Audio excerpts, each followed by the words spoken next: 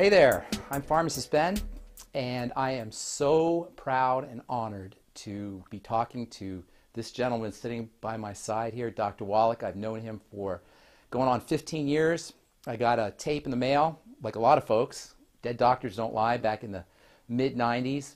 And then I had the incredible opportunity of getting to see Dr. Wallach, and since then, he never ceases to amaze me. And I'm really, really excited to get to, not only for me to be getting to talk to him, but also for you guys to get to hear what Dr. Wallach has to say. So with that, Doc Wallach, thank you. Well, thank you. Appreciate you. Good to see you and good to be here with you. Why don't you tell the listeners a little bit about how you started? You got a great story about how you started to get involved with nutrition as a farm boy, how you noticed things with the animals, and how you had a personal connection with nutritional supplementation, how it worked out for you. Well, I'd like to do that, Pharmacist Ben, but I'll tell you what, before we do that, how about you telling us a little bit about Pharmacist Ben? About Pharmacist Ben? All right, well, Pharmacist Ben started his pharmacy career in 1986, and in pharmacy school, a lot of people don't realize this, but we study a little bit about nutrition, but we study nutrition in terms of how nutrients are medicines, and we study how diseases are deficiency diseases. So this is one of the reasons why I connected with you so well, because this is your message. We're not sick, we're starving. Many of the things that we consider to be diseases, heart disease, diabetes, the things we die from in this country, are really nutritional deficiencies at their core. And what I like to tell people is, at the point of death itself, we don't die of what it says on our death certificate. We die because some tissue system somewhere, some organ system somewhere is not being fed. So we literally die of nutritional deficiencies. And in pharmacy school, I was studying how vitamin A was connected to vitamin A deficiency was connected to night blindness, and vitamin C deficiency is connected to circulatory problems. And on the other hand, I was studying how prescription drugs were toxic and how they had side effects. I remember one time we watched a movie on beta blockers. These are drugs that stop the heart from working in order to lower blood pressure.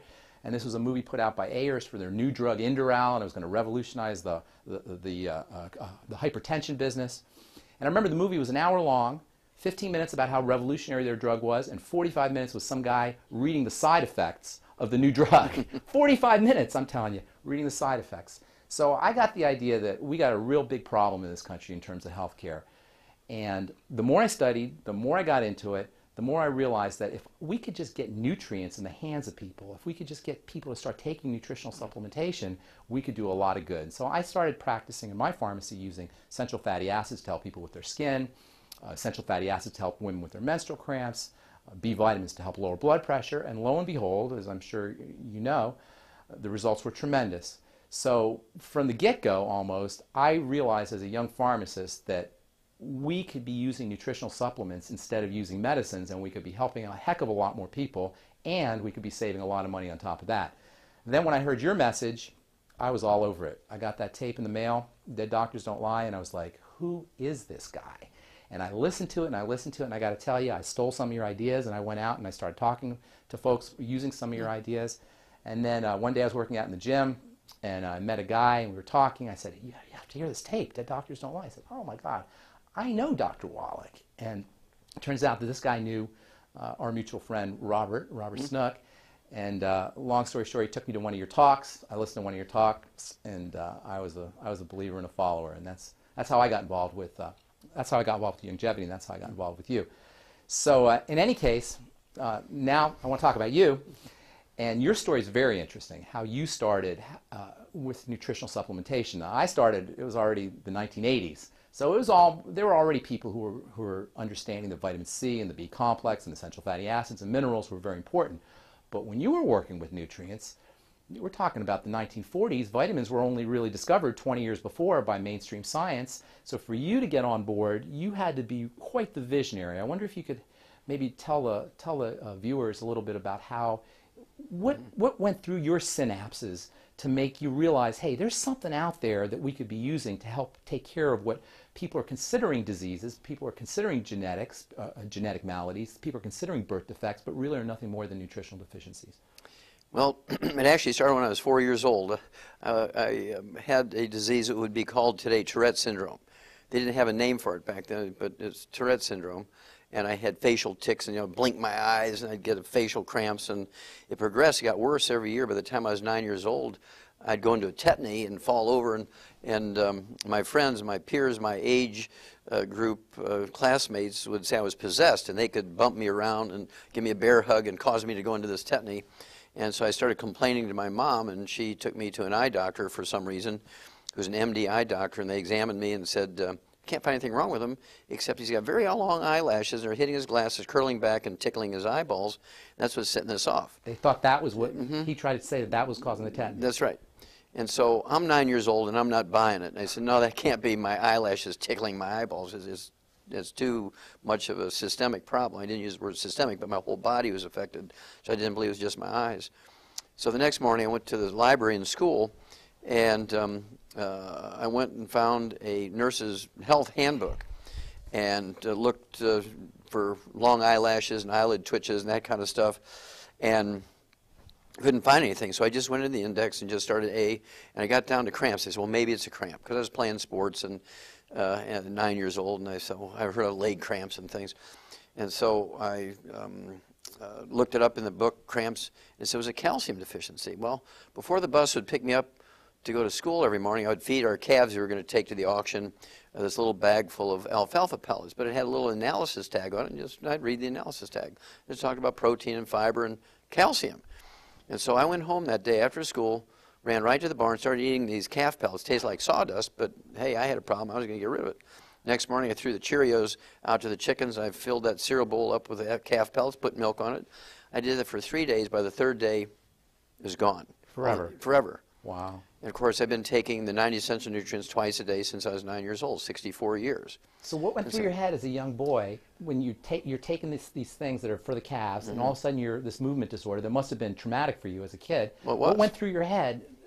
You thought it was a miracle? Well, I thought it was one of those eureka moments, because I understood something that doctors didn't. I recognized immediately that doctors didn't know anything about nutrition when I was 9 years old. And I don't know if that was a divine appointment or what, but I do know that I realized then at 9 years of age that doctors really didn't know much about that sort of thing. And I didn't realize that I was going to get into it as a profession, but I knew that I could help myself and I could help my mom and my grandmom and that kind of stuff. And so I began to do more reading on nutrition, and I began to mix chicken food with the calf pellets and dog food, and I was making my own little meatloaf and things. And as a 9-year-old boy? As a 9-year-old boy. By the time I was 18, I really had it figured out, and went to agricultural school at the University of Missouri.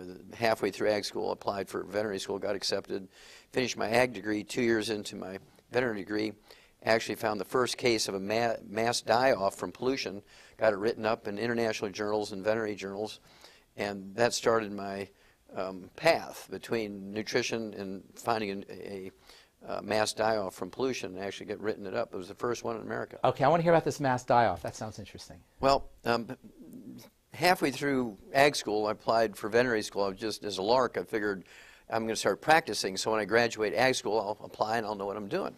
Well, because I was working my way through school, feeding the university's beef herd and the dairy herd and milking the cows, the herdsman gave me very good recommendations, and so I got in as a sophomore ag student. They said, well, you really don't have to finish ag school if you don't want to, but I wanted to. So by the time I finished ag school, I'm a sophomore veterinary student, and now I'm a graduate student. Well, that just so happens in 1962, all the professors took off and left the graduate students in charge of all the services. And of course, pathology services, farmers would bring in dead animals, you had to find out what they died from and so on. Or you have to look at biopsies from surgery of small animals. Well, there's one day, this farmer brings in 50 lambs, and he says he had 500 lambs die the night before. I said, anybody else around? He said, no, it's just me. He said, I don't understand it. And so I started doing autopsies on him. As soon as I cut that first lamb open, I knew what it was, because the blood that came out onto the wool looked like chocolate milk, which is methemoglobin. Only it's methemoglobin. Methemoglobin. So it's it's an oxidized hemoglobin, a darkened hemoglobin? It looks exactly like chocolate milk. Wow. Instead of red or purple or black. And it's only caused by one thing, and that is nitrate poisoning.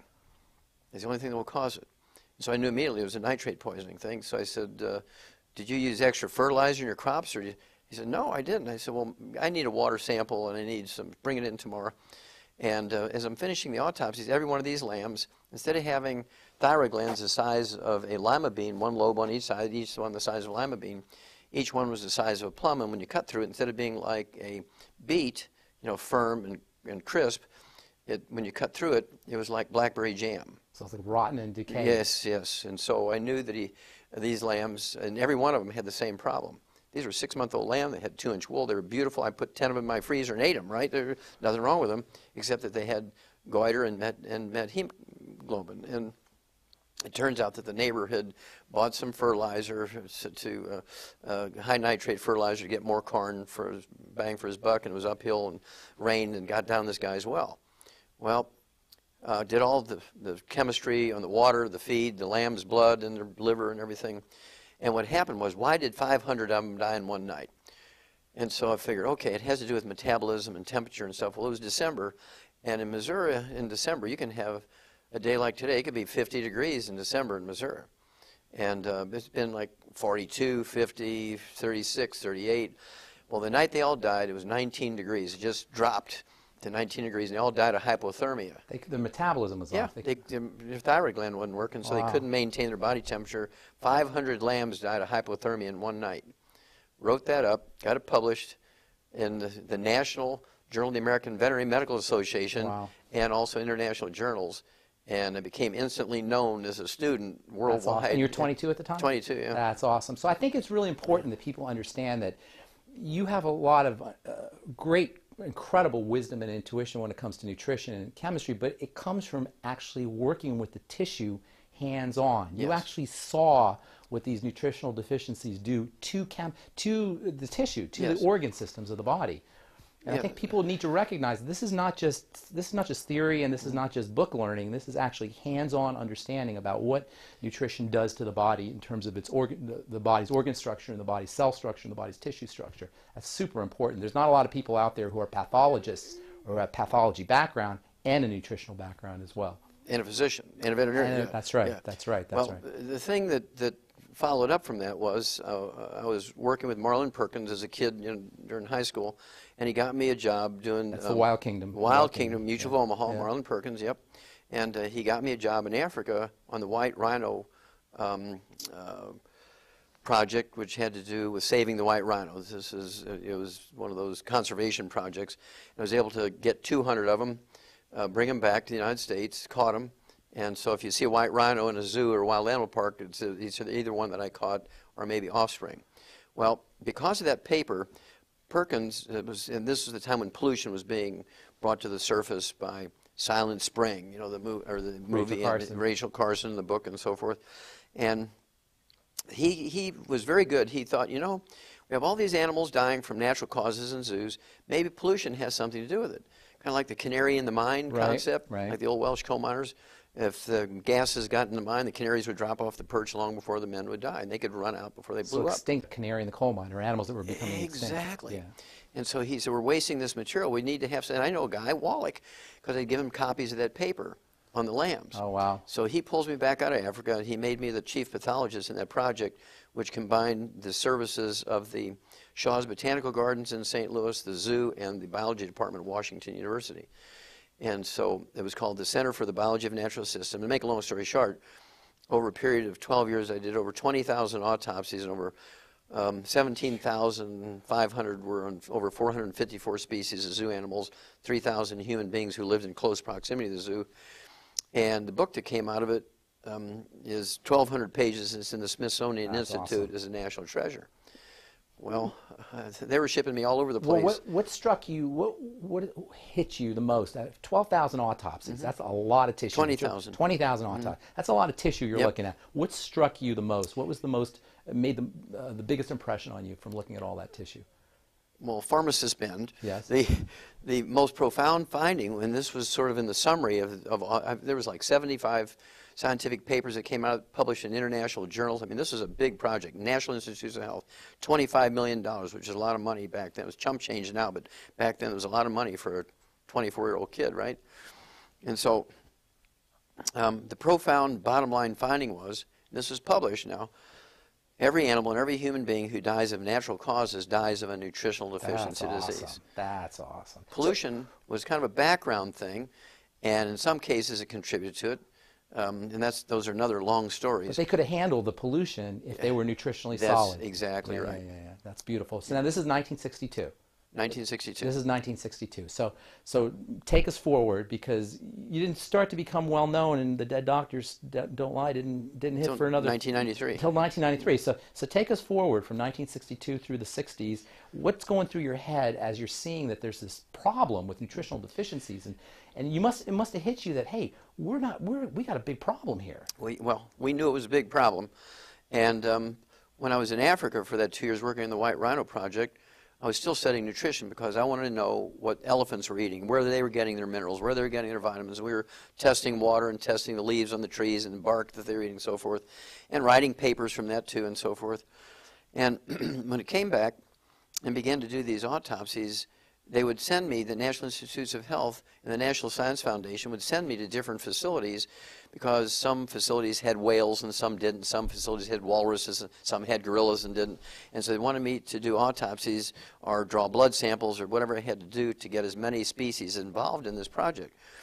Well, they actually, after the time at the St. Louis Zoo, they sent me to the Brookfield Zoo in Chicago because they had whales, and they had the Shedd Aquarium with dolphins, and they had the Brookfield Zoo and the Lincoln Park Zoo, so the number of species went way up.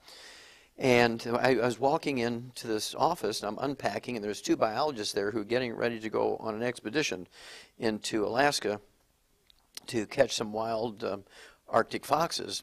And I said, oh, that sounds like an interesting project. Why are you doing that? He said, well, we have a pair of Arctic foxes here at the zoo, at the Brookfield Zoo in Chicago, and they must have some terrible gene, because Arctic foxes normally have 10 to 12 kits in their litter, and they were only having 3 to 5 kits.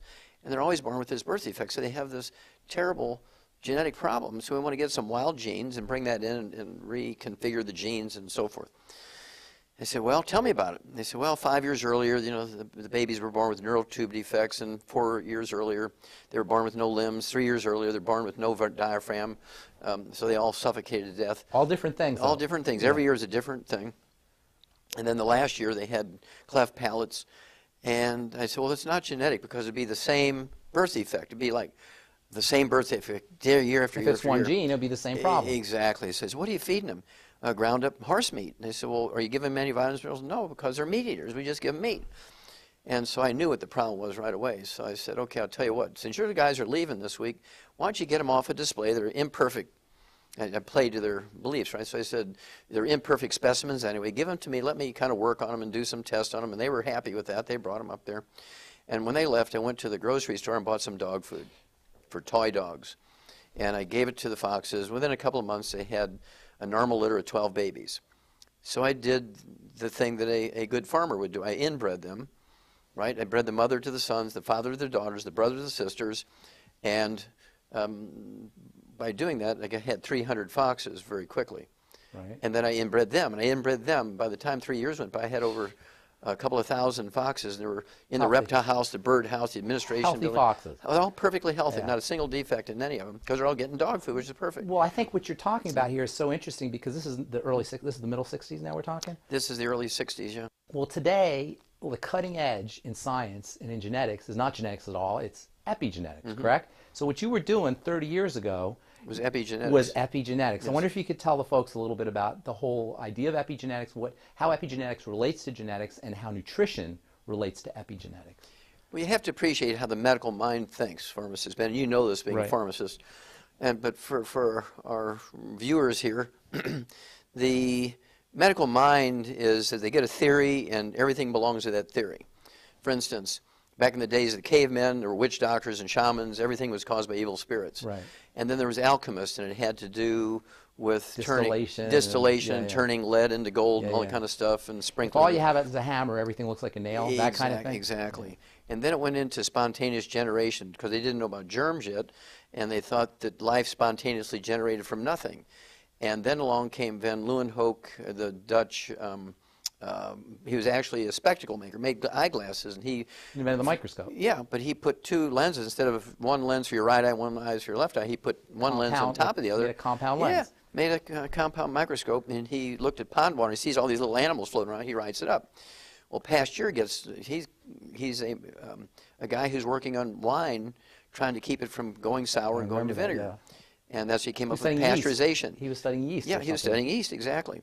And so once he learned that it was a living thing, he couldn't see it because he didn't have a microscope. Once he had a microscope, he could see the little yeast buds and budding and growing. So Pasteur was a contemporary. Oh, yeah, of Van Leeuwenhoek. Okay. Yep.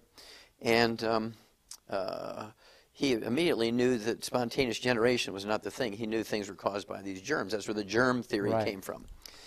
And then, of course, he was the first one to actually practically make vaccines, although there was a medical doctor in England by the name of Jenner who was involved. Got a smallpox guy. Yeah, exactly. Yeah. And so when you had Pasteur, he actually he took 25 sheep in the center of Paris. He set up pens, artificial pens or temporary pens. He had 25 sheep. For anthrax, he had 25 sheep. He didn't. He gave anthrax to all 50, and the ones that were vaccinated, 24 of them survived, and 1 died, and the ones that didn't have vaccinations, they all died. And so the press was there, and it was everybody agreed that he knew the answer to anthrax, and so the medical system couldn't argue with it because the press had already made it a fait accompli, right? And then comes along Mendel and Darwin, right? And Darwin's talking about how things evolve in the Galapagos Islands, and he'd see all these different finches, which are really the same species, but they had different colors and different beaks, but they're the same species. And that's because it took a little adaptation in each of the different islands to survive, the predators and things. That's where he came up with the theory of evolution, by watching the finches? Well, watching the finches. That's where he got that idea. And he knew there was something being passed on from one generation because the ones who were successful had some adaptation, right? That was the word, adaptation. And the ones that couldn't adapt got eaten by the predators. This is the beginnings of the genetics theory. Yeah, there's something being passed on, some information passed on from parent to offspring. Exactly. And then here's Mendel, who's this monk, right? And he's growing peas, and he's studying peas, which the monks love to eat. And he was studying which he could get the best peas, and he learned that there was something being passed on. The color of the pea flowers, and whether they're wrinkled or smooth, or they're big or they're small, and he could pass on these traits. And so he talked about threads, and he knew that something was being passed on. He literally said threads? Mm-hmm. He said threads are being passed on, threads of life are being passed on, carrying information was his words. Wow. We're talking about in the early 1800s, yeah. And so that was the beginning of the genetic theory. Well, along comes people like Linus Pauling and Watson and Crick, and they were able to actually tell you the structure of a chromosome and so forth, and double helix, and how traits like eye color and skin color and hair color are being passed on, and so forth. Linus Pauling was in on the whole genetic thing as well. Well, he was the first. He was actually the first one. He was actually cheated. He should have actually gotten part of that Nobel Prize that Watson and Crick did because he came up with a helix before they. Oh yeah. Wow. He proposed that 10 years before they came along. They were just in their 20s, and he proposed it 10 years earlier. Wow. But they were actually able to do it and show it. But so he really should have gotten some part of that Nobel Prize, but he didn't. But at any rate. Then along comes all the genome thing, right? So suddenly now genetics is going to solve everything. Right. They're just every time they have a new theory, it solves everything. Right. Okay, and of course the genetic theory was fought for a long time, just like the Earth is flat theory was tried to be defended by the holders of that theory until Columbus came along, who was an ignorant Portuguese seaman, right? He said the Earth was not flat. He's the guy sailing out there. He knew the Earth wasn't flat. And so it comes down to perceptions and what you know and so forth. They were limited. So at any rate, my revelation, if you will, back when I was 9 years old, that diseases could be caused by nutritional deficiency, I learned everything I could about nutrition. Of course, in agriculture school, we learned that we could prevent and cure as many as 900 different diseases in animals with nutrition that in medical school they tell them are genetic. Did you know that it was really a nutritional and epigenetic component, that the nutrition was actually changing the genes? Yes, well, no, we didn't have the word epigenetic at that time. Nutrition was changing the genes, though, that the lack of nutrition was affecting the genetics? And now that's a better word, affecting. Okay, they weren't changing the genes. Affecting. Affecting, because the genes are like a factory. The chromosomes are like a factory. Can you build any factory without raw materials or parts? No. Without laborers and energy? Of course not. No. Okay, so a gene and a chromosome is the same way. It's just a blueprint. Right. A gene and a chromosome is just a blueprint, Right. nothing else. So you Right. put a gene and a chromosome in a bucket of saline and say, okay, come on, boys, go to work and make something. Ain't nothing happening. Right. You still the gene need... that makes protein, the blueprint is just there to make the protein. You still need the raw materials to make the protein. That's right. Yeah. And so we learned in agricultural school that we could prevent and cure every disease you can think of. We can prevent and cure, well, let's see, we can prevent every birth defect. Many of them you could cure. Some of them, like cleft palate, is a surgical case, right? And for instance, congestive heart failure, the most common cause of heart disease, death in adults in America, it's a deficiency of a single vitamin. In fact, when I went to the next thing after the foxes in the Brookfield Zoo, the Shed Aquarium there in Chicago, they called me over and said, hey, we hear you're wanting to do autopsies on some cetaceans, which are whales and dolphins and things. I said, yep. They said, well, we got a freshwater dolphin here from the Ganges River in India, just died, and we get 10 or 12 of them every year, and in the spring and by the fall they're all dead. This is pretty typical. Why don't you give us your thoughts what's happening here? So I go over there and cut that thing open. First thing, I knew immediately what it was, because the heart of a 300-pound freshwater dolphin is as big as your fist. Well, this dolphin's heart was as big as a basketball. He died of congestive heart failure, which is a deficiency of a single vitamin. So I said, are you giving these dolphins any vitamins? No, we're feeding them whole fish. They eat fish, so we just give them whole fish. I said, tell me what species of fish, because there are certain fish in their tissues, they have an enzyme that kills that vitamin. You're not talking about vitamin C. No. Thiamine. Thiamine. Thiaminase. There's a thiaminase in the tissue of smelt. They're feeding because of the size. The smelt was the perfect food from size standpoint for these freshwater dolphins. They didn't have any thiamine. They didn't have any thiamine because they weren't putting a multiple and extra thiamine in the mouth of those fish when they fed them to the little freshwater dolphins. So, told them to change the type of fish they were feeding them, give them a multiple and some extra B vitamins with a lot of thiamine, stop the deaths in the freshwater dolphins, the Shed Aquarium.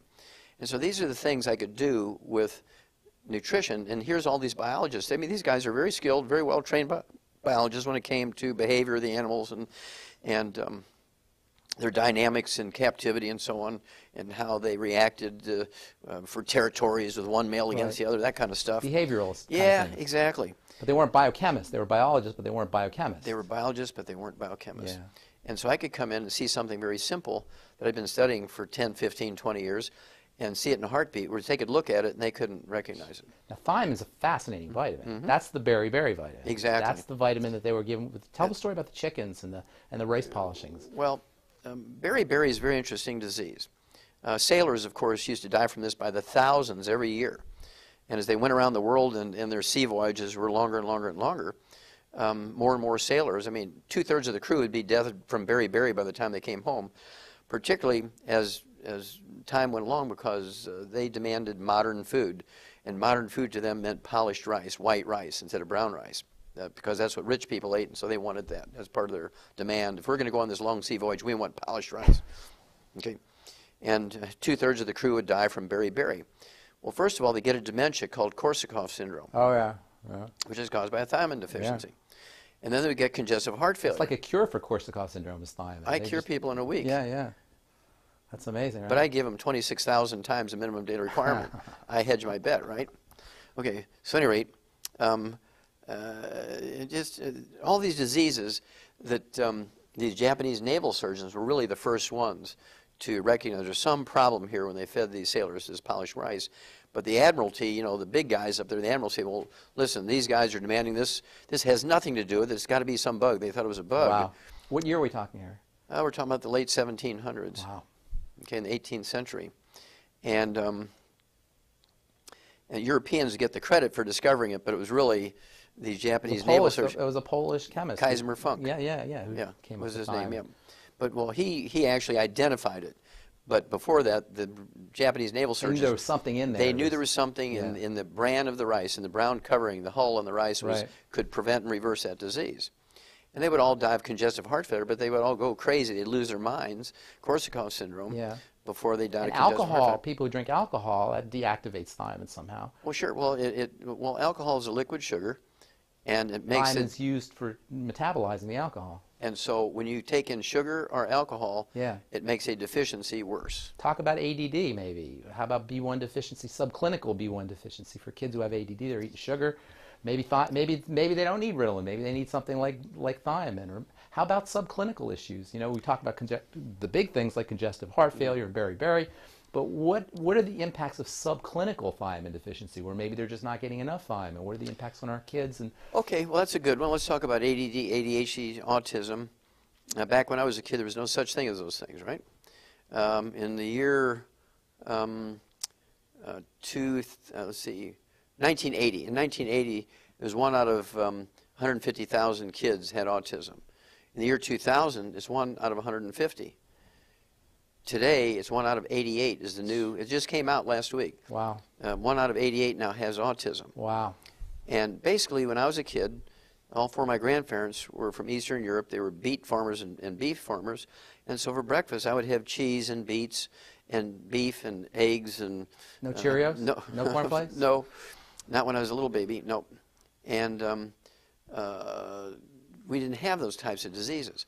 Well, here comes now, 20 years later, kids are being fed on these box cereals full of processed carbohydrates with sugar on it, and they're getting apple juice. Right. How can you build a brain, which is 2/3 by weight, 75% by weight, is cholesterol and good fats? Okay, and so now all they're getting is carbohydrates and sugar, and they're going crazy. Right. So not only are they deficient, but it's costing them nutrients to process all that stuff. Exactly. So it makes the nutritional deficiencies worse. Even worse, right? Right. And so simply, I take kids that haven't spoken in 11 years. You start feeding them eggs, you get them on the 90 essential nutrients, which is what we feed animals, the 90 essential nutrients, 60 minerals, 16 vitamins, 12 essential amino acids, 3 essential fatty acids. And after 11 years of not speaking, I have kids who can read the Bible out loud in churches. That's awesome. And you know what, Doc, I say this on my radio show all the time. I say, you're going to think it's a miracle, but it's not a miracle. This is the way the body works, because you give the body what it needs and it will respond. This amazing system, this amazing divine system. Alex Jones here with a message that could revolutionize health in this country. Going back about 1.5 years ago, I began to learn about the incredible health effects of Youngevity products. Aaron Dykes lost 92 pounds. We're going to show you some before and afters.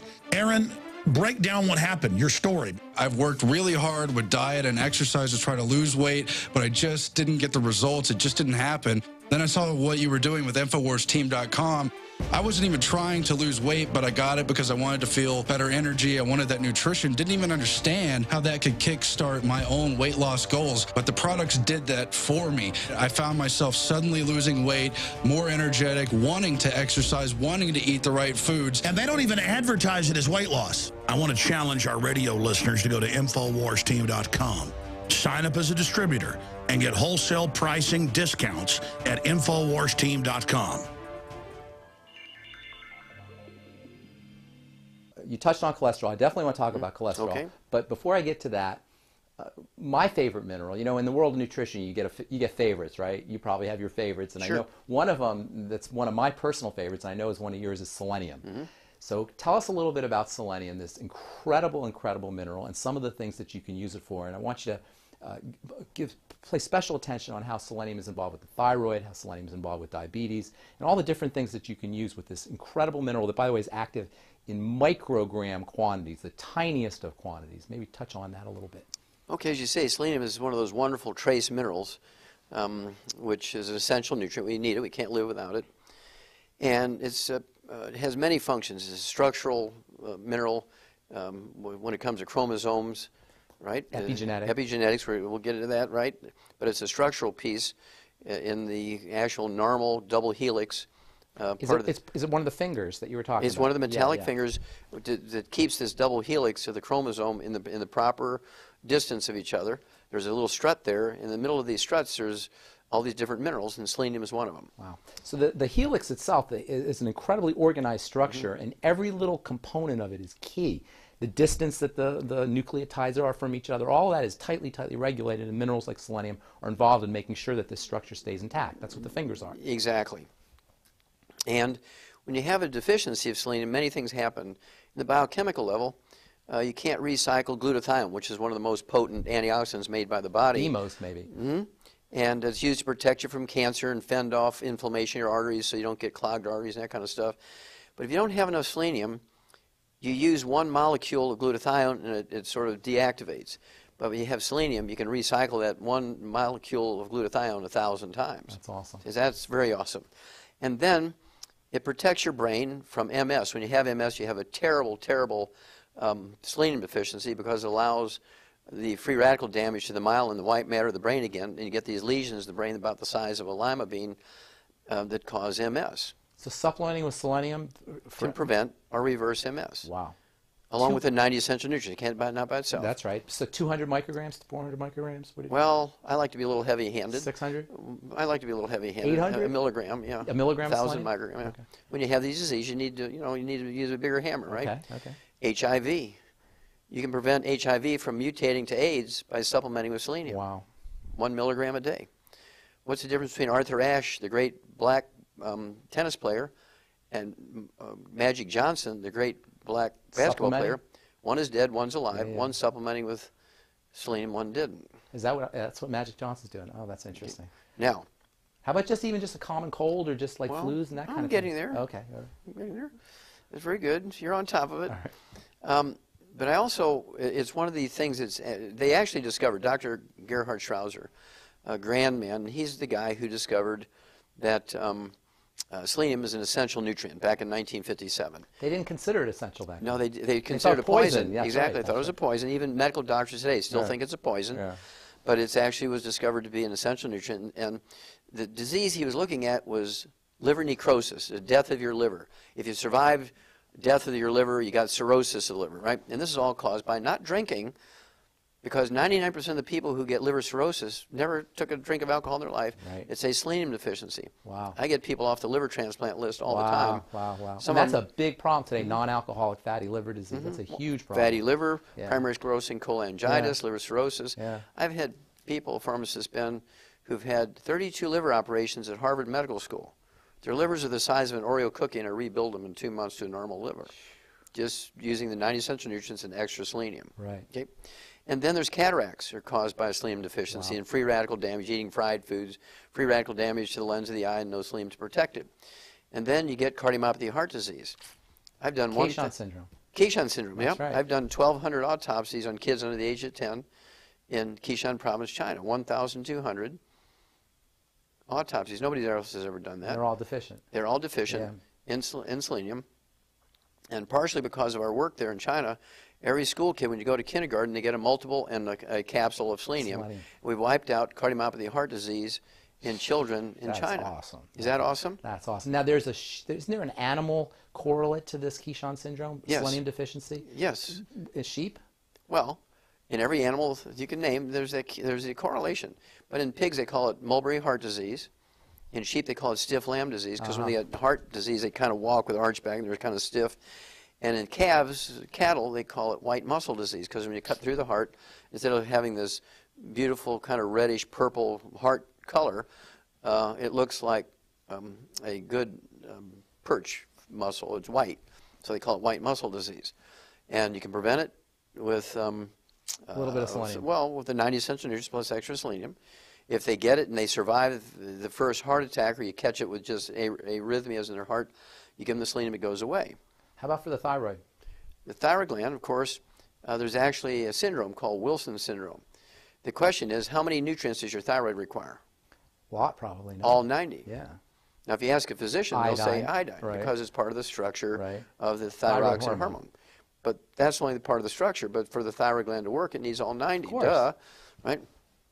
And so a lot of times when they look at the T3, T4, the TSH, and all that kind of stuff, really what they're looking for is iodine levels.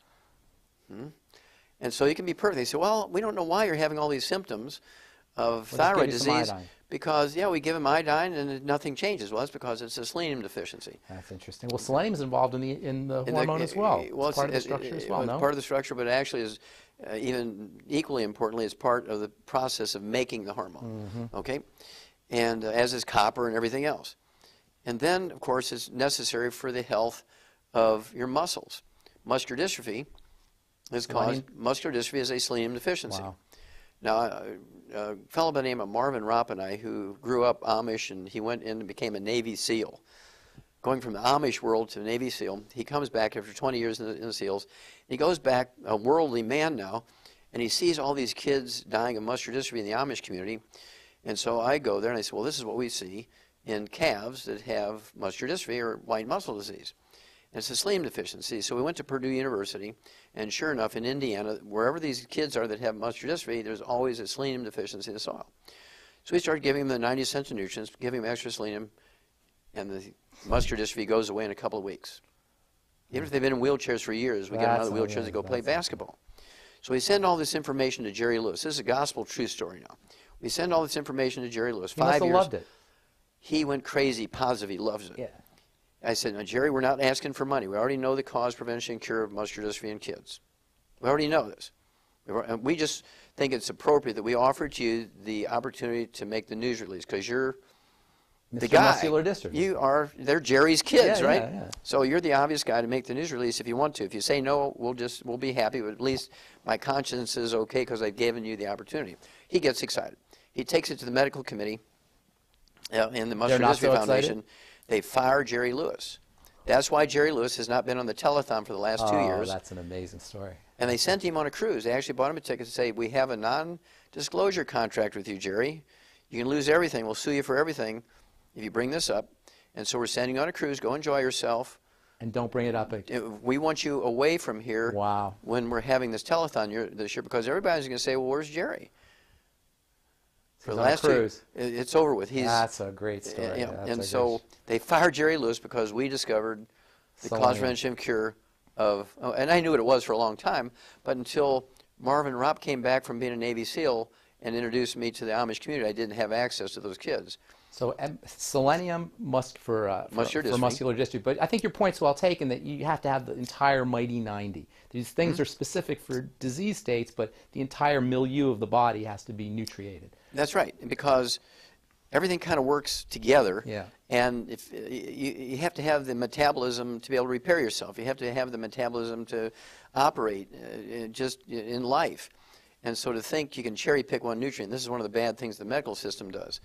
Allopathic nutrition, I call it. Yes. Where you just use a nutrient like it's one kind of drug, one kind of disease. Exactly, using a nutrient as a drug. Yeah. Instead of using the whole. I liken it to Grandma's recipe for an angel food cake, for instance. And she dies and she leaves her secret recipe to her favorite granddaughter, right? But the granddaughter doesn't like some of the ingredients. She said, I really don't like eggs because of cholesterol theory, right? It's not going to be the same cake. And so you leave the eggs out, and all you get is a angel food crepe. Yeah. You don't get angel food cake. Right, because all the ingredients work together. Exactly. And the mighty 90 works together the same way. Yeah. All right, so there's so many things I want to talk about, but I don't think any conversation with Dr. Wallach would be complete without talking about colloidal minerals. Okay. Okay. And first of all, there seems to be a lot of misunderstanding. People don't really understand what exactly a colloidal mineral is, and I think it makes sense that there be misunderstandings. You know, Albert Einstein and some of the great physicists, they studied colloidal solutions, colloidal suspensions. They were so fascinated with how these things work and how they interact with the water and the electrical nature of all that. Why don't you tell folks, first of all, tell folks how you discovered the power of colloidal minerals and exactly what are colloidal minerals and why are they so special and so effective? Okay, well, thank you, pharmacist Ben. Back again in the late 80s, I was working with some of the alternative cancer hospitals in Mexico. They invited me to come do some things with them. And that's a long story how I got there, but that's another time. But at any rate, one of the problems I had was getting all the nutrients that people needed because most people wouldn't eat calf pellets and dog food and things like that, right? Right. And so I had to find a way because in human supplies, it was very difficult to get things.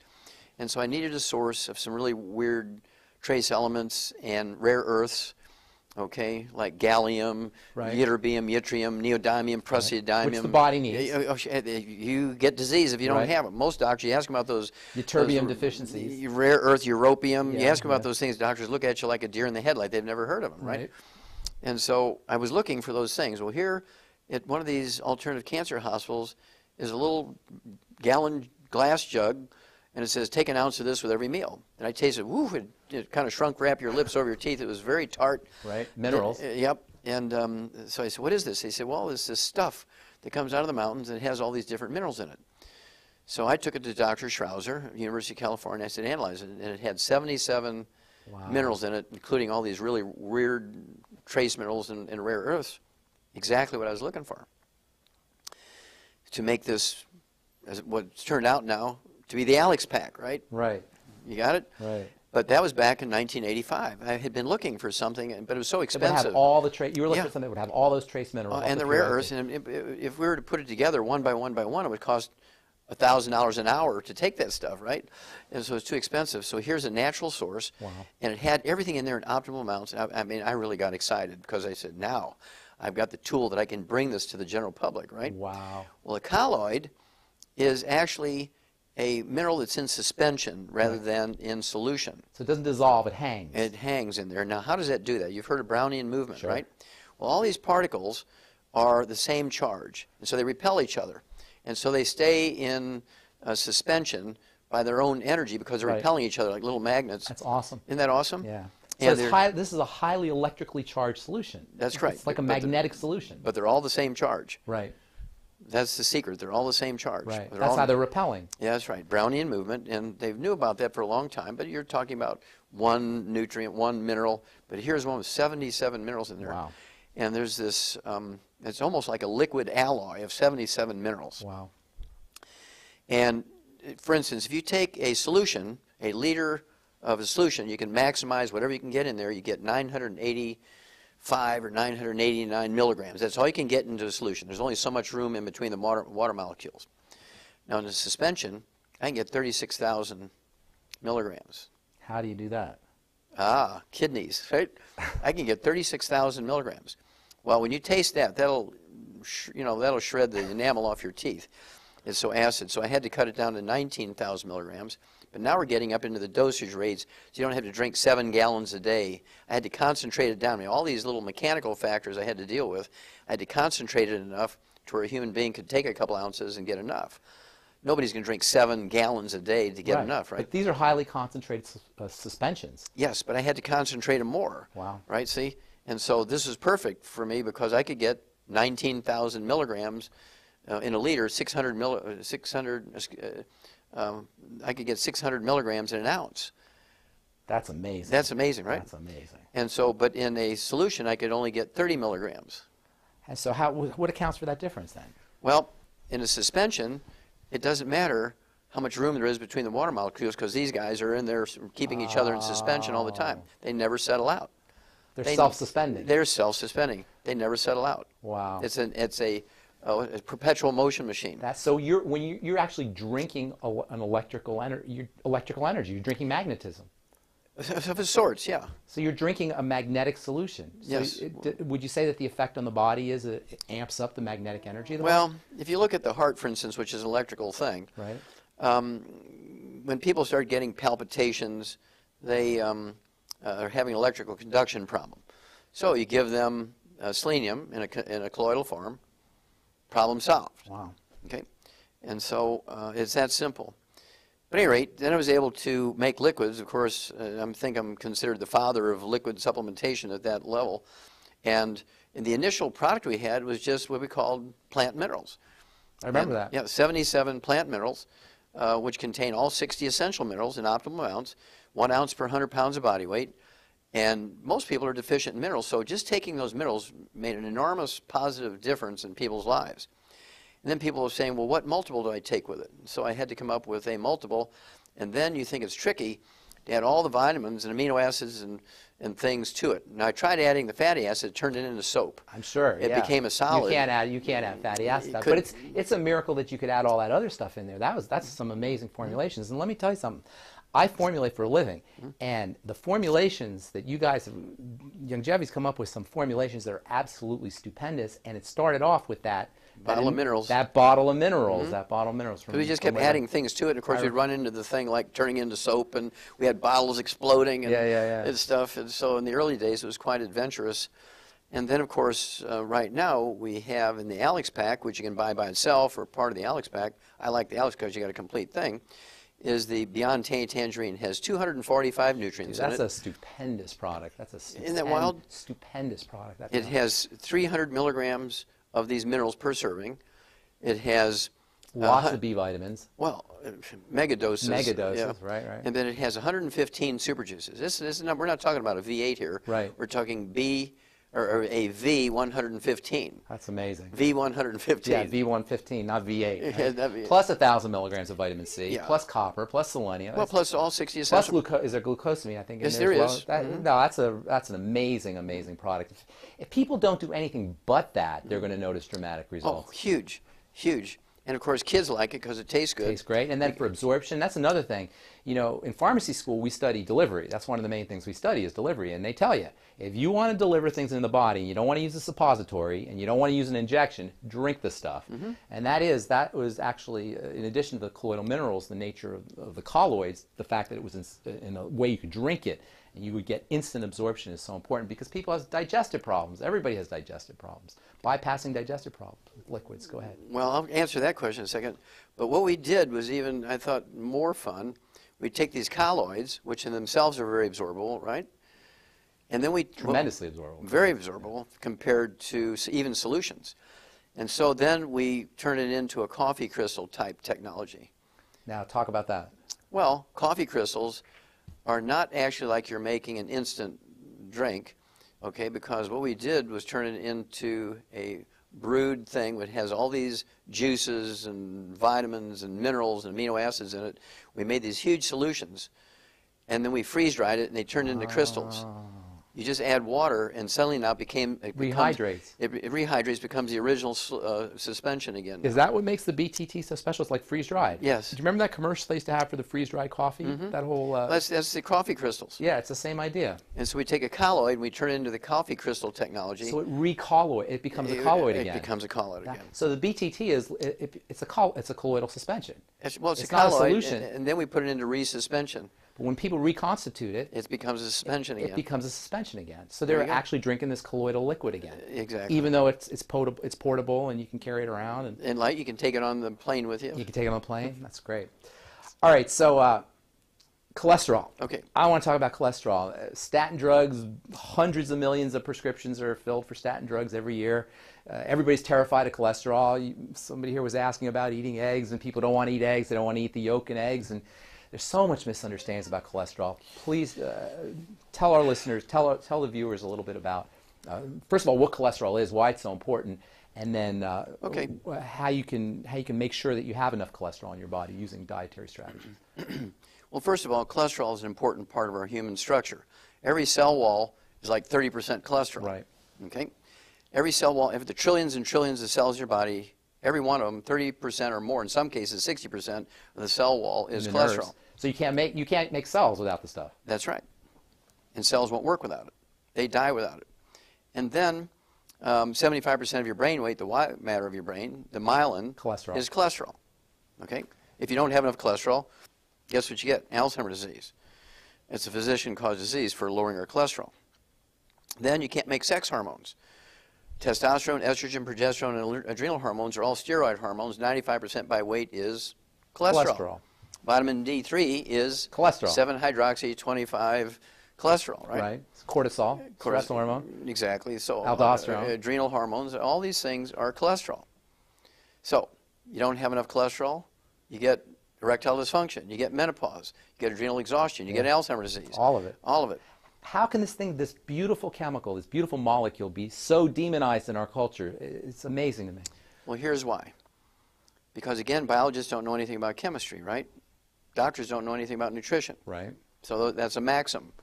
Well, in 1971, after having done 20,000 autopsies, I wrote a paper which compared the plugged arteries in vegans versus plugged arteries in meat eaters. Looking at this cholesterol theory, right? So the vegans are eating grains? Well, grains, vegetables, fruits, and nuts. And guess who had the worst clogged arteries? Vegans. Right. Because of There's the no oils. cholesterol in meat. Well, there was a little bit of cholesterol in the scarring of the arteries, and that's why in their brains they thought it was a cholesterol.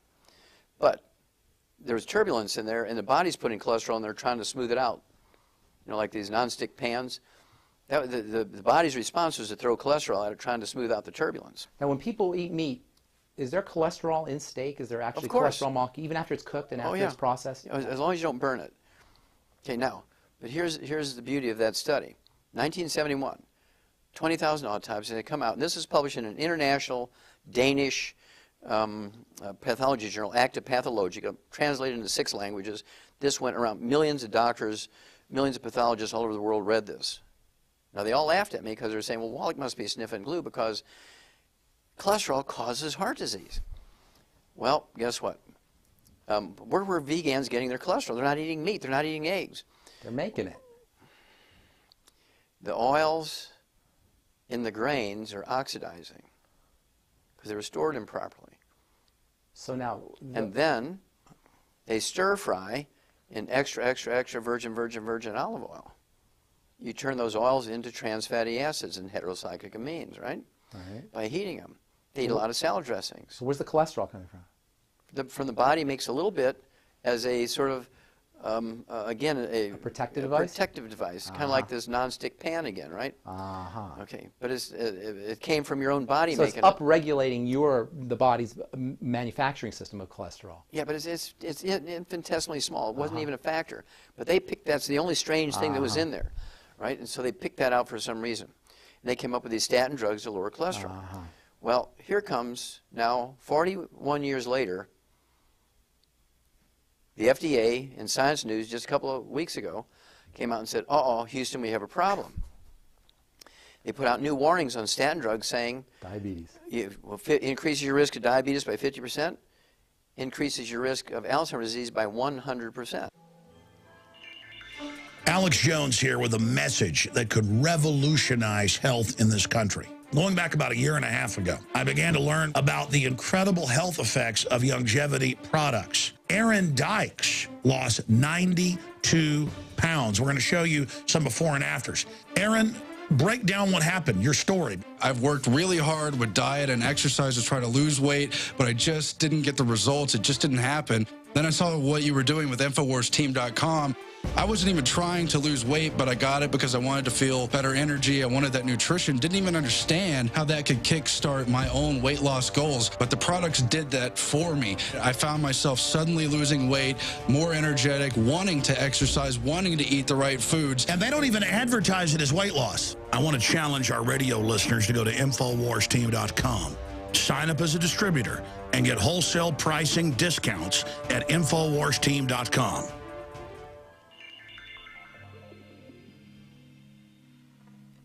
The FDA in Science News just a couple of weeks ago came out and said, uh-oh, Houston, we have a problem. They put out new warnings on statin drugs saying Diabetes. Increases your risk of diabetes by 50%, increases your risk of Alzheimer's disease by 100%. That's amazing. If you go on a cholesterol-restricted diet and you take cholesterol-lowering drugs, statin drugs, you will get Alzheimer's disease. Yeah. Okay? And I said that in 1971, and because they all laughed you at need me. cholesterol to make neurons. You That's need to right. make brain You must cells. eat eggs. The egg is a perfect food. You start out with a chick on that egg the size of a lentil, as thick as a piece of paper with the diameter of a lentil, right? I mean, we're talking about 3 or 4 millimeters in diameter, 1/10 of a millimeter thick. That's the chick, and there's the yolk and the white. That's all food for the chick. In 21 days of incubation, you have a chick with a beating heart and lungs and legs and all the muscles and feathers and skin and eyes and brain. All from that little egg. All from that little egg. And so it's a perfect food. Yeah. And so if you want to keep your brains, you want to have a great sex life, you want to you want to have your adrenal glands that are happy, you don't want to have menopause, you don't want erectile dysfunction, you better be eating 6 to 10 to 12. I eat a minimum of 8 eggs a day. I try for 12 every day. Where else can you get? What other foods would you recommend? Eat the chicken skin, throw the chicken away. Just don't eat it fried, okay? You can eat Fish skin? Yeah, you get a little bit of cholesterol actually in salmon, in the fat underneath the salmon skin. You can get it from red meat. You can get it from lard and butter. You get a little bit of cholesterol in butter. What do you think about, what nutrients would you use with your cholesterol? Any particular vitamin E or essential fatty acids? Well, sure. You have to take the 90 essential nutrients, which includes essentials. vitamin E, and we're talking about selenium and vitamin A. All these things are antioxidants in their own right. Now, vitamin A, why did they call it vitamin A? Because it was the first one discovered. When it was discovered over 4,000 years ago by the Egyptians, they could get rid of night blindness, which we know is caused by vitamin A deficiency. Yeah. by giving people extracts of liver. Liver. They'd squeeze liver, get the juice out of the liver, give it to you, and night blindness would go away. Vitamin A is a stupendously important vitamin as well. How about for the immune system? Vitamin A for the immune system? Of course, because it's an antioxidant. Yeah. It helps protect you from free radicals and also helps your immune system fight against organisms, transmitted organisms like bacteria and viruses and fungus and yeast and all kinds of stuff. So every one of the 90 essential nutrients is important. They're called essential nutrients. They're not optional nutrients. The word essential, that's what that means. Now, real quick, I wonder if you could touch upon the digestive system. We got 80 million Americans with digestive problems. 1 out of 3 Americans is dealing with some kind of digestive issue. When we know with liquid nutrients you can bypass a lot of that, but what would you recommend for folks in terms of not essential nutrients necessarily, but accessory nutrients that people can use to support digestive wellness? Okay, well, first of all, the old theory used to be you are what you eat, right? Right. That's not right. It's what you absorb. You are what you absorb. Very good. You are what you absorb. Right. And so when you pick the right number, when you said 30% of Americans have a terrible digestive problem, Mayo Clinic came out in 2009 and said 30% of Americans have gluten intolerance. Now there's some communities that eat a lot of grains because they're, you know, for whatever reason, cheap. Well, it's cheap. It's stored for years in case there's some imminent disaster, right? We're talking about the Amish, the Mennonites, the Hutterites, the Mormons, the Seventh-day Adventists are all vegetarians, eat a lot of grains. They have 80% gluten intolerance. Now what that does is you lose the villi in your small intestines, and you get celiac disease, you get diverticulitis, you get irritable bowel syndrome, inflammatory bowel disease, And you you, get don't ulcer absorb colitis. and you don't absorb your nutrients. You lose 85% ability to absorb them, so what's 15% of nothing? Nothing. Very little. Yeah. Right? And so the problem we have now is all these people now are being told to eat whole grains, and so there's all this gluten intolerance happening, so people are not absorbing what little nutrition there might be naturally in the food, Right. and they're not supplementing. And so you have to get off of gluten, you have to supplement properly, and then 99% of these problems go away. When you're talking about diseases, for instance, like you have a baby born with muscular dystrophy, cystic fibrosis, cleft palate, they're born deaf, and all this kind of stuff. Invariably, the mother will be gluten intolerant because what little nutrients are in the food, she can't absorb them very efficiently. So she's got a malnourished fetus. She's got a malnourished fetus. Wow. It's not genetic. Oh, yeah, it's malnourishment. Malnourishment. But here's the thing that gives doctors a little bit of hope that their theory is correct. Gluten intolerance is passed on through cord blood or breast milk. It's not genetic, but the glutens are passed on The allergens. Well, they're not even allergens. It's not an allergy. It's an intolerance. So in other words, the proteins, the peptides are passed through in the milk, and the baby becomes intolerant to it as well. Yes, exactly. Now here's the deal. Nobody's allergic to poison ivy because there's no pollen involved, nobody eats it for salads, but everybody is intolerant of it. Now you rub poison ivy on yourself, you don't get an allergic reaction. You don't get an immune reaction. You have a contact dermatitis. Right. The same thing when you eat gluten and you have a gluten intolerance, you don't get an allergic reaction, you get a contact. It's a mechanical issue. Would you say it's It's mechanical? a chemical irritant. You get a contact enteritis. Okay? So it's not necessarily an allergic reaction. It is not an allergic reaction. It's still an immune reaction. No. It's not even an immune No. reaction. Is it mechanical? It's a chemical irritant. So gluten is an irritant. Oh yeah, it's a contact There's enteritis. bakers will get it too. There's baker's dermatitis. Well, yeah, exactly the same thing. Same idea.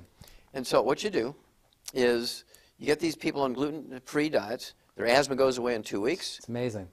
And you have a woman who's had 3 kids in a row with muscular dystrophy. You put her on a gluten-free diet, you give her the 90 essential nutrients appropriate for her body weight, you throw in some extra selenium, she'll never have another child with muscular dystrophy. She can have 10 more kids, but none of them will have muscular dystrophy because it's not genetic. That's amazing. Now, are there other things in grains aside from gluten? Gluten gets all the press, but there's other things as well.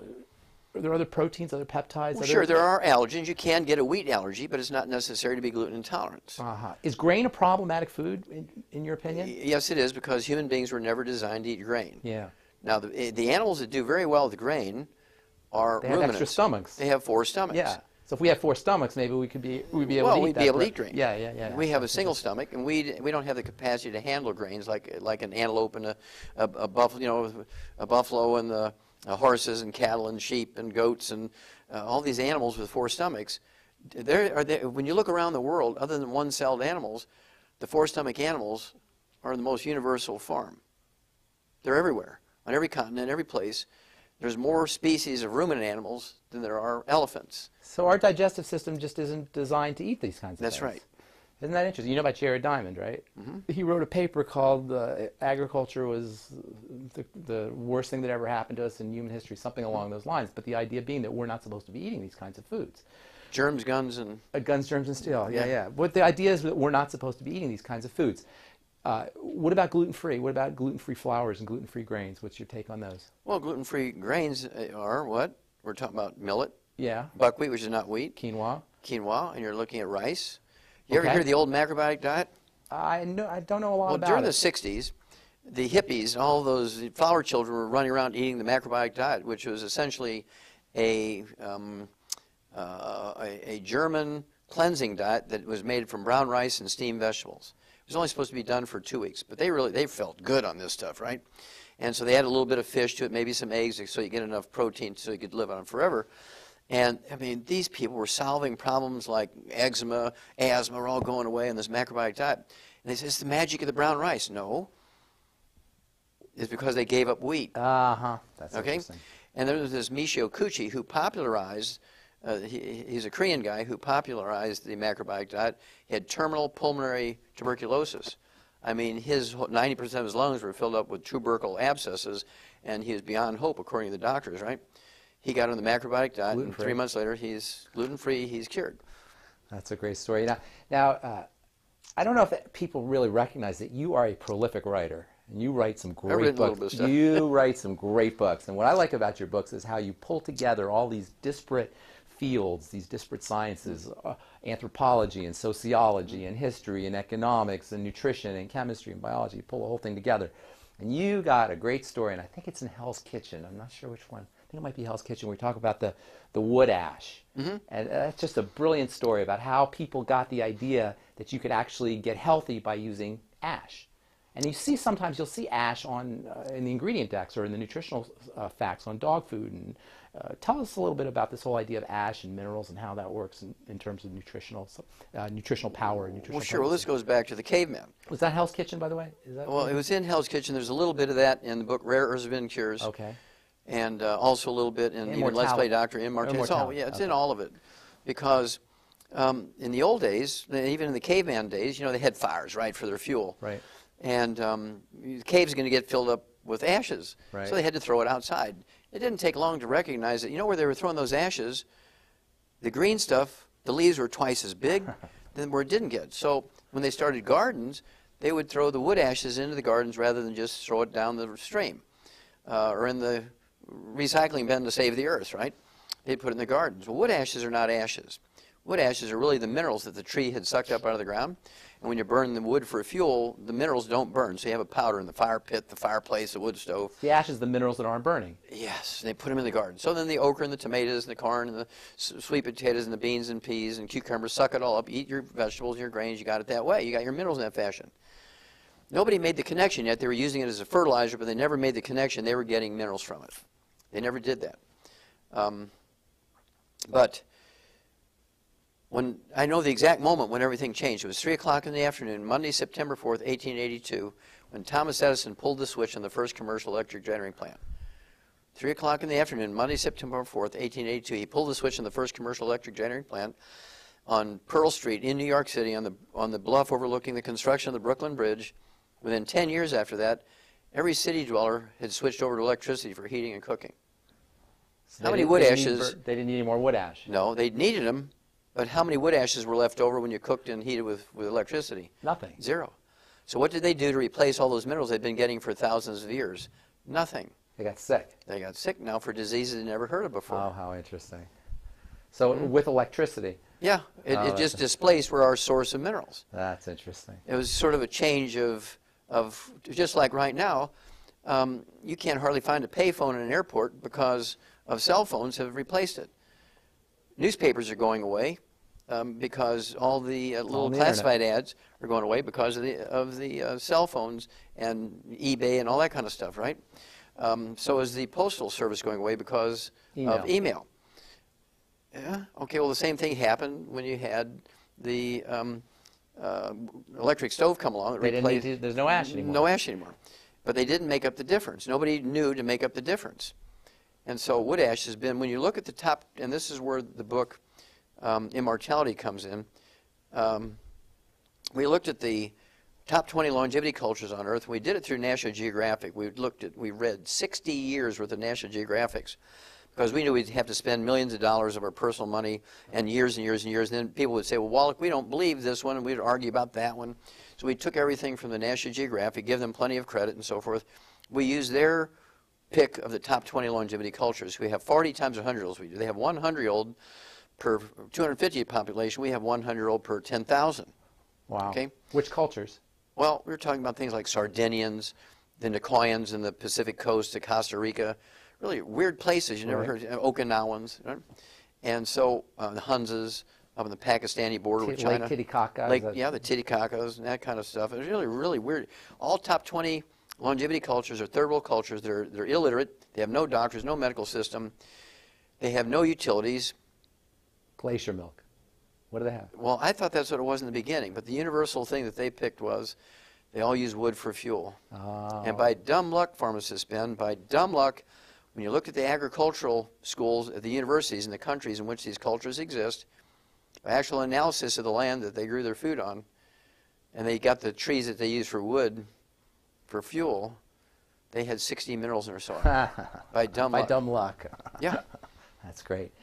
All right, we talked to our friend Aaron just a few minutes ago, and he's an amazing testimony to everything you talk about.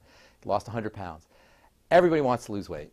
Obesity is ridiculous. We're the number one obese nation in the world. We're the starving obese. It's crazy what's out there. By 2030, they estimate 50%. Not overweight, Doc, obese. Okay, so how can we use the Mighty 90 to lose some weight, especially now with Christmas and Thanksgiving? How can folks use the Mighty 90 to lose some weight? Well, again, pharmacist Ben, we're the number one obese nation in the world. We spend more money for health care than all the nations of the world combined, yet we're the number one obese nation in the world. What's going on here? What that tells you, you don't have to be too bright to stand back and say, how could we be the number one obese nation in the world? What does it say about the level of understanding of obesity by our doctors and our government? They know nothing. Nothing. Otherwise, we'd be number 204, right? We'd be the thinnest people on earth and the healthiest. But we're number one obesity because they know nothing about obesity. In their theory, you know what I'm saying? In their theory, obesity is caused from lack of exercise and a disease of excess. You're eating too much. Right. Because they think that we're like an oven. They think if you eat carbohydrates at only 4.5 calories calories in, calories out. Exactly, 4.5 calories per gram as opposed to 9 calories per gram for fat. You can't buy fat. It's fat-free, low fat, no fat. Right, but we're still fat. We're still obese. Okay, and that's because it is not a disease of excess and it's not a disease of lack of exercise. When you're obese or even overweight, it's a disease of deficiency. You're deficient in a couple of minerals. So obesity is actually a deficiency disease? Yes, okay. Obesity deficiency is a disease of a couple of minerals. All right. And the symptom of the deficiency of these couple of minerals is the munchies. Ah, so you can cure the munchies by using these? Oh, yeah. So what are the minerals? Well, I won't tell you yet. Because if I tell everybody, what I want them to do is get that book, Hell's Kitchen, and read the whole story. Okay, so it's just a couple of minerals that will take care of the munchies. Well, there's two minerals. If you have those deficiency of those two minerals, you're going to be one of these people who weigh 600, 800, 1,200 pounds. But any mineral deficiency, not vitamin, you can be deficient in all the vitamins you want, and you won't gain weight. Huh, it's mineral deficiency. It's a mineral deficiency. In horses, it's called cribbing. They chew on the fence. Right. How about pica? Is that what pica is? Pica. Pica, yeah. And little kids will eat dirt and stuff like that. Lead paint. Yep. Yeah. It's because of a mineral deficiency. Huh. Only. So when people have the munchies, their body is the body's wisdom is let's go get some minerals, and they're trying to find these minerals. You're driving you to eat something to find the minerals. Yeah. Okay. So using the Mighty 90 and using these minerals will take care of the munchies and take care of the weight loss. Suddenly now, if you just get on the Alex Pack, take the 90 essential nutrients, right, you'll lose 10, 15, 20 pounds in a month. We see this all the time. Yeah, without even thinking. Yeah. Because suddenly now, your portions are automatically get smaller because you're tired of throwing food away. Yeah. And you're not going to eat between meals. You'll take some snacks and think, I don't even know why I took this. I'm not even really that hungry, but out of habit, you're doing it. And it doesn't take you long to figure out I don't need to do this anymore. So dieting isn't even hard. Once you get the nutrients that you need. I wouldn't even use that term. Yeah. What I would do is talk about portion control as opposed to dieting. Right. Because you don't even have to think about portion control, because when the pica and the munchies goes away, portion control is just sort of self-regulating, right? Now, To speed it up, we actually have what we call the Slender FX Weight Management System, which has a meal replacer in it, which is 80 calories and no sugar, so it's great for diabetics who need to lose weight. It's only 80 calories. You can have 2 of those meals a day. I like to throw in a couple of eggs and make it with water. You're only going to get like a 250 calorie meal, so 2 of those is 500 calories. You're going to have a 300 or 500 calorie meal. You're down below 1,000 calories. And you have all your nutrients. You have all your nutrients, right? Because you're still going to take your 90 essential nutrients. You're going to take your Alex pack, even though you've cut your calories, your portion control is way down here, but you're still taking your 90 essential nutrients, and you're going to lose weight. We see it all the time. In fact, that's the most dramatic example of how powerful this stuff is the weight loss. Yes. And the weight loss shouldn't even necessarily be the target of what you're looking for. That's like It just happens. It just happens. Yes. It happens on its own. Now, if somebody needs to lose 25, 50, 75, 100 pounds or more, then we throw in what we call ASAP. I like to add ASAP. Yeah. ASAP is an acronym for as slim as possible. Right. But I like to say ASAP because it's as slim as possible, as soon as possible. Yeah, now, exactly. And so what I like to do, if you need to lose 50 pounds or less, you put 1 dropper full under your tongue of this liquid, what it is, it's amino acids, which is the raw material for your pituitary to make certain hormones. Like growth hormone. No, like HC. Oh, okay, all right. Yeah. And so, don't tell anybody. I won't say anything about that. It's a very important hormone. Yeah.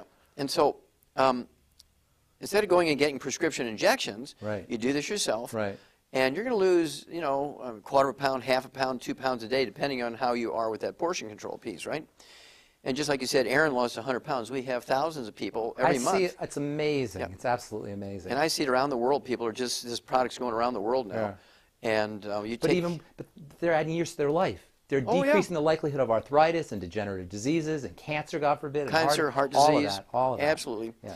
And it's a combination of the 90 essential nutrients. The Alex pack is a combination of the super juices that's in the BTT, the Beyond Tangy Tangerine, 115 super juices, antioxidants fending off the bad guys. Magnesium. Well, it's all in there. Yeah. Well, the It's like- Osteo FX Plus, we haven't even talked about that one. That's a wonderful Well, product. it's part of the Alex Osteo. pack. Yeah, yeah. It's all in there.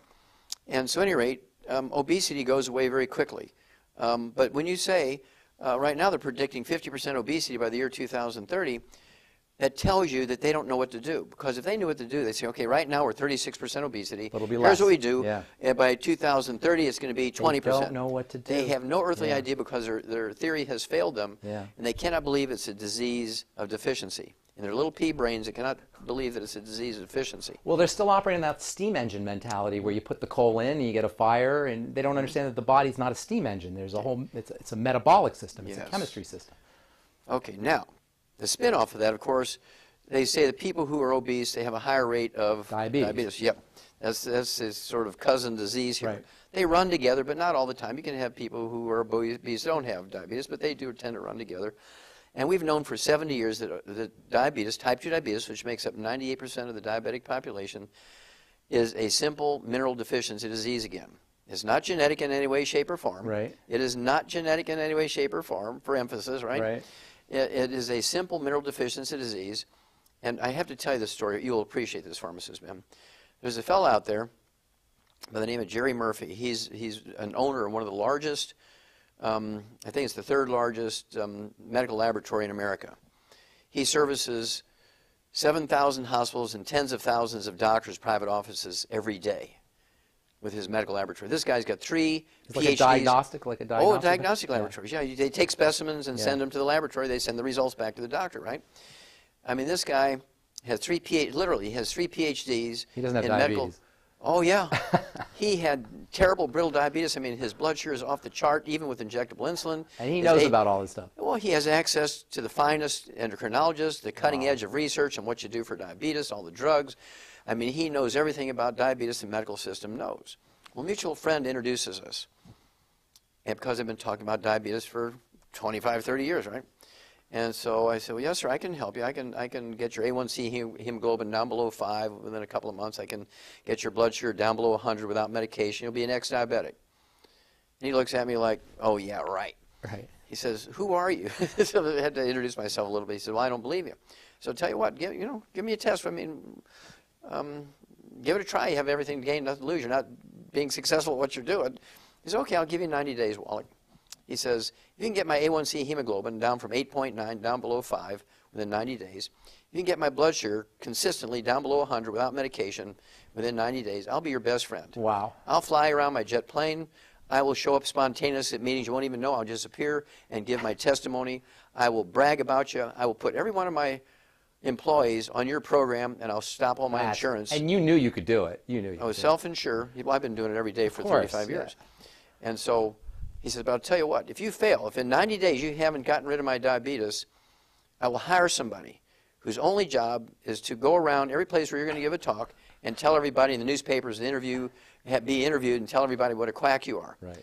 I said, okay, Jerry, let's do it. Let's go for it. And he was kind of shocked that I didn't want to negotiate, right, and equivocate. Right. I said, let's do it. Well, to make a long story short, in 2 months' time, following exactly what I told him to do, and he was very good, he was impeccable in doing exactly what I told him, his A1C hemoglobin dropped from 8.9 down to 4.3, and his blood sugar went down to 62 without medication. That's amazing. And you know what? It's the way you put it and the way you frame it, it's easy. It's easy. And I want everybody to understand this is easy. If you have diabetes, if you have a blood sugar problem, and you've been told you're going to be on insulin the rest of your life and you're going to be on drugs the rest of your life, this is easy because it's a metabolic problem. And once you change your body's chemistry, it can't help but follow. Now, that gets us to what my personal favorite product. And, you know, we all have our favorite products, but my personal favorite product is the Sweeties. Yes. And that's because... That's the secret sauce. That's the secret sauce, right? It's for the type 2 diabetes. The chromium and the vanadium. And these two minerals are so amazing for blood sugar. Real quick, if you could just tell the listeners a little bit about chromium especially, but a little bit about vanadium. Well, these two minerals have been known, again, for 70 years to support your body's ability to metabolize carbohydrates and fats and sugars at the cellular level, support healthy blood sugar, by sensitizing your cell membranes to insulin. That's what they do. They're sort of the cofactor necessary so your cell wall can recognize insulin, right. So it can speak the language of insulin. People who have type 2 diabetes, contrary to what doctors tell their patients, when you have type 2 diabetes, you're making as much as 10 times more insulin than a non-diabetic. It's resistance to the insulin. Exactly. So the insulin level is going up because your body keeps trying, right. keeps pumping out more, saying, why aren't you responding? Well, that's because you're missing that key. It's kind of like the combination on a combination lock. And if you take this along with the 90 essential nutrients, right. by themselves you'll get okay results. But if you take those two by themselves, you'll be unhappy. You say, well, that Wallach thing didn't work. You must take them along with the 90 essential nutrients. The B vitamins, the vitamin C. And all 90 essential magnesium, nutrients. right. In their theory, you know what I'm saying? In their theory, yeah. obesity is caused from lack of exercise and a disease of excess. You're eating too much. Right. Because they think that we're like an oven. They think if you eat carbohydrates at only 4.5 calories calories in, calories out. Exactly, 4.5 calories per gram as opposed to 9 calories per gram for fat. You can't buy fat. It's fat-free, low fat, no right. fat. But we're still fat. We're still obese. Okay, and that's because it is not a disease of excess and it's not a disease of lack of exercise. When you're obese or even overweight, it's a disease of deficiency. You're deficient in a couple of minerals. So obesity is actually a deficiency disease? Yes. Okay. Obesity deficiency is a disease of a couple of minerals. All right. And the symptom of the deficiency of these couple of minerals is the munchies. Ah, so you can cure the munchies by using these? Oh, yeah. Uh-huh. So what are the minerals? Well, I won't tell you yet. Because right. if I tell everybody, what I want them to do is get that book, Hell's Kitchen, and read the whole story. Okay, so it's just a couple of minerals that will take care of the munchies. Well, there's two minerals. If you have those deficient those two minerals, you're going to be one of these people who weighs 600, 800, 1,200 pounds. But any mineral deficiency, not vitamin, you can be deficient in all the vitamins you want and you won't gain weight. Huh, it's mineral deficiency. It's a mineral deficiency. In horses, it's called cribbing. They chew on the fence. Right. How about pica? Is that what pica is? Pica. Pica, yeah. Mm-hmm. And little kids will eat dirt and stuff lead like paint that. Mm-hmm. Yep. Yeah. That's because of a mineral deficiency. Huh. Only. So when people have the munchies, their body is the body's wisdom is let's go get some minerals, and they're trying to find these minerals. You're driving you to eat something to find the minerals. Yeah. Okay. So using the Mighty 90 and using these minerals will take care of the munchies and take care of the weight loss. Suddenly now, if you just get on the Alex Pack, take the 90 essential nutrients, right. You'll lose 10, 15, 20 pounds in a month. We see this all the time. Yeah, without even thinking. Yeah. Because suddenly now, your portions are automatically get smaller because you're tired of throwing food away. Yeah.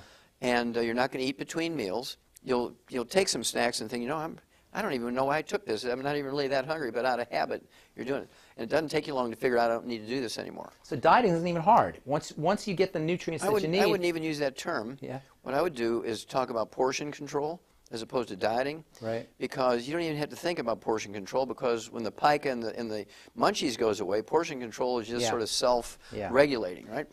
Now, to speed it up, we actually have what we call the Slender FX Weight Management System, which has a meal replacer in it, which is 80 calories and no sugar, so it's great for diabetics who need to lose weight.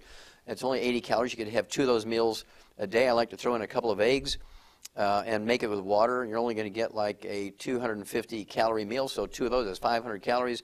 You can have a 300 or 500 calorie meal. You're down below 1,000 calories. And you have all your nutrients. You have all your nutrients, right? Because you're still going to take your 90 essential nutrients. You're going to take your Alex pack, even though you've cut your calories, your portion control is way down here, but you're still taking your 90 essential nutrients, and you're going to lose weight. We see it all the time. In fact, that's the most dramatic example of how powerful this stuff is the weight loss. Yes. And the weight loss shouldn't even necessarily be the target of what you're looking for. That's like It just happens. It just happens. Yes. It happens on its own. Now, if somebody needs to lose 25, 50, 75, 100 pounds or more, then we throw in what we call ASAP. I like to add ASAP. Yeah. ASAP is an acronym for as slim as possible. Right. But I like to say ASAP because it's as slim as possible, as soon as possible. Yeah. Now, exactly. And so what I like to do, if you need to lose 50 pounds or less, you put 1 dropper full under your tongue of this liquid, what it is, it's amino acids, which is the raw material for your pituitary to make certain hormones. Like growth hormone. No, like HC. Oh, okay, all right. Yeah. And so, don't tell anybody. I won't say anything about that. It's a very important hormone, though. Yeah. And so, instead of going and getting prescription injections, Right. you do this yourself. Right. And you're going to lose, you know, a quarter of a pound, half a pound, 2 pounds a day, depending on how you are with that portion control piece, right?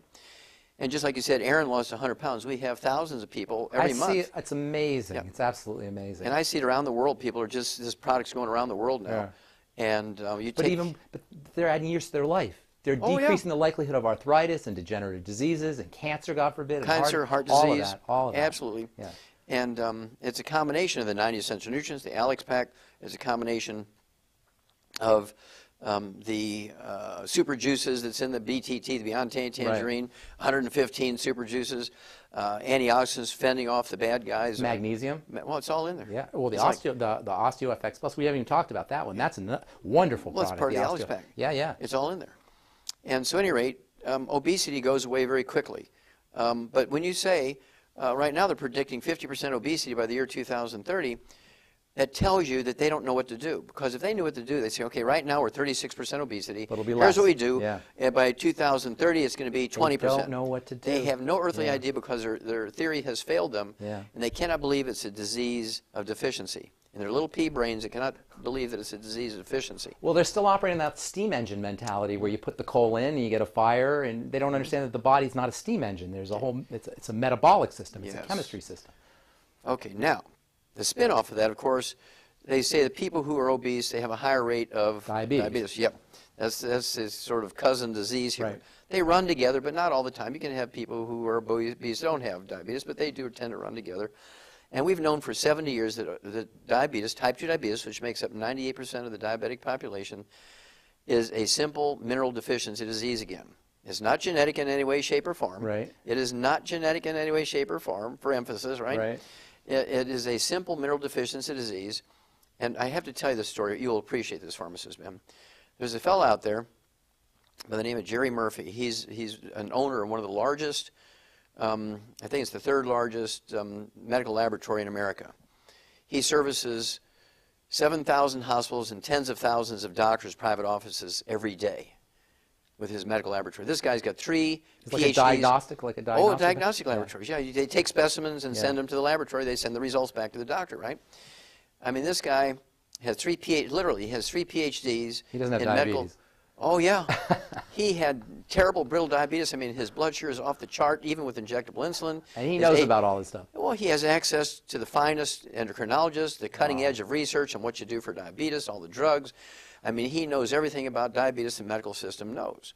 Well, a mutual friend introduces us. And because I've been talking about diabetes for 25, 30 years, right? And so I said, well, yes, sir, I can help you. I can get your A1C hemoglobin down below 5 within a couple of months. I can get your blood sugar down below 100 without medication. You'll be an ex-diabetic. And he looks at me like, oh, yeah, right. Right. He says, "Who are you?" So I had to introduce myself a little bit. He said, "Well, I don't believe you." So tell you what, give me a test. I mean, give it a try. You have everything to gain, nothing to lose. You're not being successful at what you're doing. He said, "Okay, I'll give you 90 days, Wally." He says, "If you can get my A1C hemoglobin down from 8.9 down below 5 within 90 days, if you can get my blood sugar consistently down below 100 without medication within 90 days, I'll be your best friend. Wow. I'll fly around my jet plane. I will show up spontaneous at meetings you won't even know. I'll just appear and give my testimony. I will brag about you. I will put every one of my employees on your program, and I'll stop all my insurance." And you knew you could do it. You knew you I was could. self-insured. Well, I've been doing it every day for 35 years. And so he said, "But I'll tell you what, if you fail, if in 90 days you haven't gotten rid of my diabetes, I will hire somebody whose only job is to go around every place where you're going to give a talk and tell everybody in the newspapers, be interviewed and tell everybody what a quack you are." Right. I said, "Okay, Jerry, let's do it. Let's go for it." And he was kind of shocked that I didn't want to negotiate, right, and equivocate. Right. I said, "Let's do it." Well, to make a long story short, in 2 months' time, following exactly what I told him to do, and he was very good. He was impeccable in doing exactly what I told him.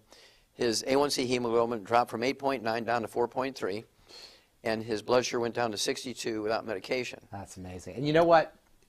It's the way you put it and the way you frame it, it's easy. It's easy. And I want everybody to understand this is easy. If you have diabetes, if you have a blood sugar problem, and you've been told you're going to be on insulin the rest of your life and you're going to be on drugs the rest of your life, this is easy because it's a metabolic problem. And once you change your body's chemistry, it can't help but follow.